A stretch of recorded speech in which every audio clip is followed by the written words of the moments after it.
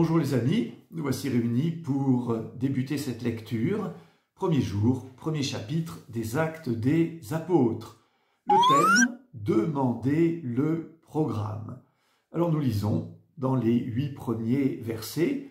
Je prendrai à chaque fois la traduction liturgique, c'est-à-dire celle de la messe. Mais bien sûr, dans vos Bibles, vous avez d'autres traductions, elles sont bonnes également. Donc n'hésitez pas bien sûr à continuer avec votre Bible habituelle.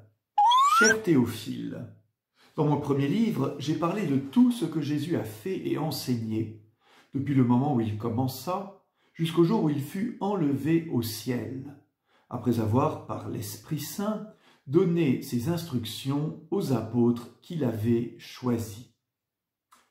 Ainsi réunis, les apôtres l'interrogeaient. « Seigneur, est-ce maintenant le temps où tu vas rétablir le royaume pour Israël ?» Jésus leur répondit, « Il ne vous appartient pas de connaître les temps et les moments que le Père a fixés de sa propre autorité. Mais vous allez recevoir une force quand le Saint-Esprit viendra sur vous.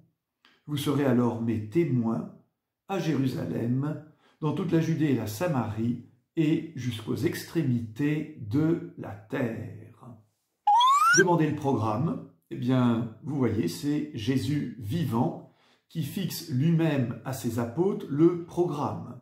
Vous serez mes témoins, en commençant par Jérusalem, puis dans toute la Judée et la Samarie, c'est-à-dire le pays de Jésus, et jusqu'aux extrémités de la terre.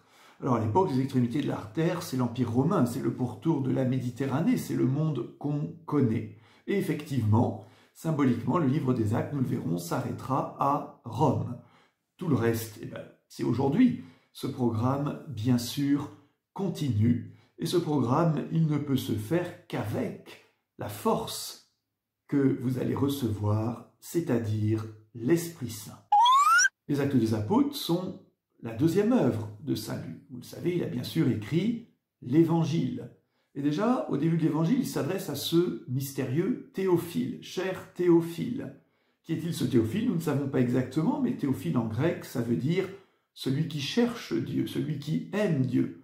Donc, en fin de compte, c'est chacun, chacune de nous.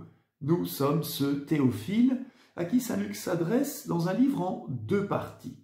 La première partie, c'est Jésus de Nazareth. C'est lui le fondement de notre salut. Mais Saint Luc a aussi reçu cette inspiration d'écrire une deuxième partie, les Actes des Apôtres. Le même Jésus vivant envoie son Église dans le monde entier. Et ainsi, Saint Luc nous fait comprendre d'une manière extrêmement simple que le temps de Jésus de Nazareth et le temps de l'Église, c'est la même chose. C'est la même histoire de salut pour tous les théophiles afin qu'on puisse en porter témoignage. La question du jour.